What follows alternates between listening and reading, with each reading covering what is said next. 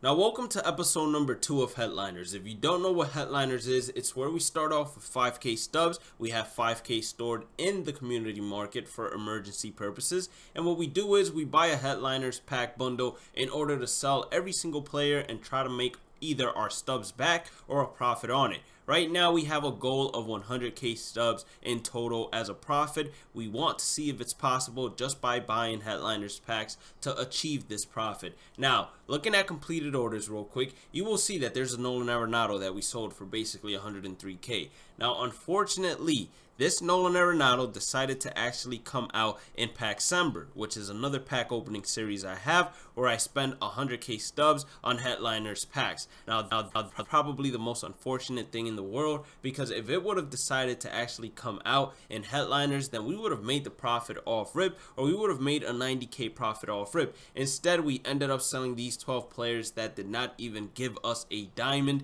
in order to make some stubs back. We originally had 8.8k, I believe, since we did get a diamond in our first pack opening. We got, I believe it was this Pablo Sandoval, and it allowed us to make basically 8.8k. We ended up losing 1.3k in the second Headliners pack opening, but let's go ahead and get our third, then sell them off and continue this series. Jump in with me. Make sure you hit that like button and red subscribe button if you haven't already, and don't forget to follow me on all social medias at Bhlademyst. Let's go. Now, if you did end up missing the first episode of Headliners, I just want to let you know that we do have a playlist going on the channel. So just click on the channel, click on playlist, and you can see episode number 1. So let's go ahead and buy the 5k worth of stubs of Headliners in order to hopefully pull a diamond. So we get 2 set 4s, Bill Mazeroski and Jake Arrieta. I honestly have never seen this Jake Arrieta come out in a pack. I'm not sure for how much he sells, but hopefully we can see him or another diamond, because we need to get a diamond for sure. And then Dennis Eckersley or Lou Brock. I know Dennis Eckersley will definitely make us some stubs. Lou Brock, on the other hand, that's a little bit of a we don't really know about that. So we start off by getting 3 bronzes and a silver. So it's looking bad to start off once again. And yes, we always go ahead and list the prices at a price where I would say is nearly unreachable for these cards to sell at, just so I can go ahead and look at active orders after I open up every single pack and basically sell the cards without a problem. And look at that. We pull a diamond in our second pack. So it's looking great, it's looking beautiful. Let me open each one of these and actually put them on the marketplace before I actually open up that diamond. I'm excited because that is gonna go ahead and allow us basically to buy another 5k off rip without even having to worry about the stub count or anything like that. So 12,008 strikeouts, 3.62 ERA, we have a 1.18 whip, and I kid you not, I was literally talking about not being able to pull the guy, and it turns out we just ended up pulling him if this is that Jake Arrieta card. And look at that. That's going to be a new card for us because we did not have it previously. Now, if this was Packsember, then of course I would have went ahead, and personally, myself, I would have kept it. But since this is not Packsember and this is actually Headliners, but it's still a new card for me, what I'm going to do is I'm going to check out the buy now price, and I'm going to go ahead and actually give myself the stubs or buy it myself as if I was buying it from somebody else inside the community market. That way I can make the profit, and yeah, I'll take away the 10% stubs and everything. Don't you worry, I'm not gonna cheat y'all. But we just pulled a diamond, we pulled Jake Arrieta. Let's go, baby. That's gonna make some stubs, and we're gonna look at the price together so you guys know that I'm not out here BSing you guys. So we're gonna pretend we sell it instantly. That's the only real difference that's gonna be between us putting it up in the community market and me buying it myself. So let's go ahead, check out the community market, and let's go to Jake Arrieta. So we would be trying to sell him for 14,390. Let's see how much of a profit we would make, or how many stubs we would make. We would be making 12,955 stubs. So keep that in mind. I'm gonna giving myself 12,955 stubs. I'm most likely gonna cancel this 25k order, give myself those stubs, and then come back to y'all after I sell off all these cards and we're ready to go ahead and buy our next 3 packs.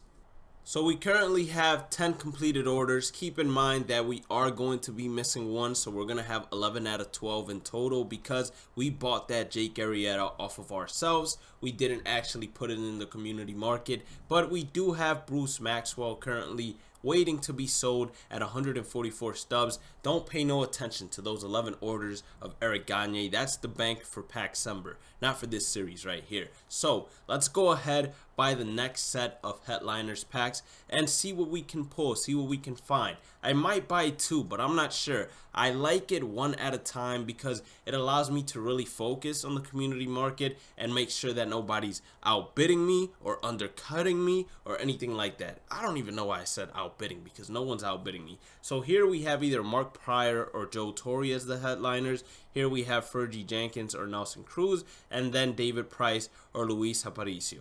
I'd rather get David Price there because I know he sells for a lot. Here, I think I'll take Fergie Jenkins. I'm not sure if that Nelson Cruz sells for anything considering right field or the outfield in general is stacked. And I don't care about either of these two headliners because they are pretty much worthless. So we start with a bronze, second is a bronze, then we got a silver and then another silver. For some reason, I thought that we were going to see a diamond. I don't know. I just felt it in me right there.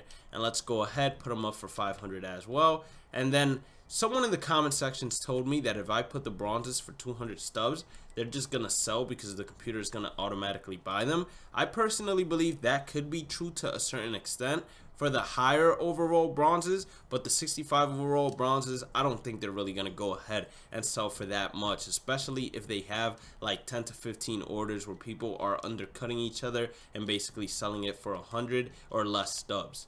Now, we've opened 2 packs. Unfortunately, it does not look like we're going to be making a lot of stubs right here in this little pack opening we got. So we got silver, bronze, and thankfully we got at least a gold. So I think in this little pack opening, we should be making at least 3K back. And that's just me realistically speaking. Yeah, we're going to put this guy for 5K. Almost quick sold that Julio Urias. And then we got Kevin Pillar, another 500 stubs. Eric is going to go for 500 stubs. What we're going to do is we're going to list these cards on the community market, and we should be back for at least one more pack opening, and then we'll go ahead and end the episode. So we went ahead and sold basically everyone off. Finally, we got to sell off all 12 players, and it can be a lot more difficult than what you could imagine it to be. Trust me, because some of these free agents that are bronzes, they just don't sell in the community market no matter how much you undercut someone by, which is very unfortunate. And I try not to earn any stubs, so I try not to play any games while waiting for these headliners episodes or waiting for these orders to go through. But what we're gonna do right here is we're gonna go ahead, buy the last 5 packs that we need to buy on this episode. We could have probably bought 2 more, but I don't want to buy too many, and I don't want to run out of that blue luck because I'm not saying what it is. So Mark Pryor or Joe Torre. Here we have Justin Upton or Jim Palmer. I'm pretty sure both of them don't sell for anything, so it doesn't even really matter. And then Robinson Cano and Cargo. Everybody knows who we want to get there. So starting with set number 1, nothing but 3 bronzes and 1 silver. So we're gonna do what we do always.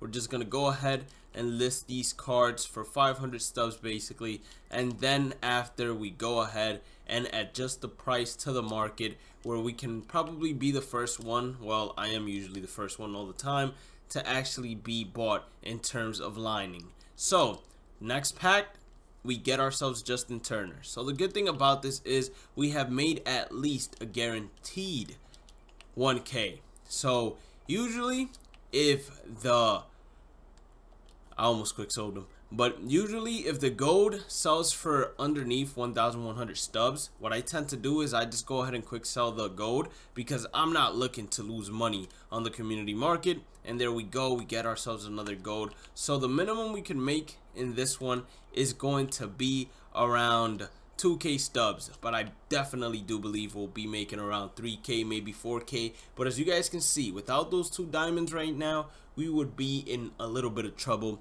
So let's go ahead, sell these off, and then finish the episode so I can leave you guys on how many stubs we actually finished on.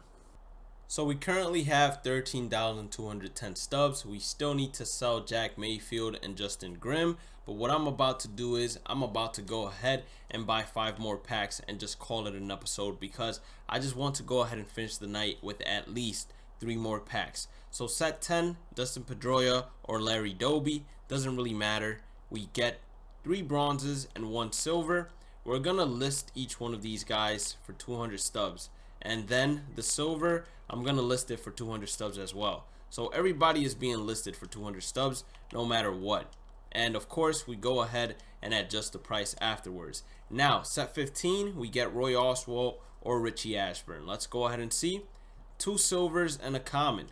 So still nothing too, out of this world. This is most likely not going to end up making our stubs back. And it's crazy because you watch headliners and you see us pull nothing but 3 2 golds and 1 headliners packs, and then you watch headliners and we're struggling to pull something good. We finally get a gold, but then again the gold does not sell for anything at all. So we might be running short on stubs very soon. If the luck doesn't turn around on headliners, we're gonna be running short on stubs very soon. But I'll save how much stubs we have for the next episode when we start things off. If you guys did end up enjoying today's content, make sure you guys hit that like button and red subscribe button. Don't forget to follow me on all social medias at Bhlademyst. As always, have a blessed day and night. Stay positive, stay blessed, stay safe, and I'll catch you all in the next one. Peace out.